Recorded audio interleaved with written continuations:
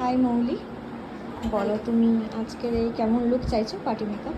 আমি একদম সফট এবং ন্যাচারাল যেন লাগে সেরকম একটা লুক চাইছি, যেন হেভি কোনো মেকআপ যেন না হয়ে যায়। হ্যাঁ। আর আমাকে তো সুন্দর দেখতে লাগে ন্যাচারালি। আর শাড়িটা খুবই ভালোভাবে পরানো হয়েছে। আচ্ছা ঠিক আছে, এবার লুকটা দেখা যাক। হ্যাঁ, লুকটা দেখা যাবে কিরকম। হাই মৌলি, হ্যালো। বলো তোমার ফাইনাল আউটকাম কেমন লাগলো? আমার খুবই সুন্দর লেগেছে।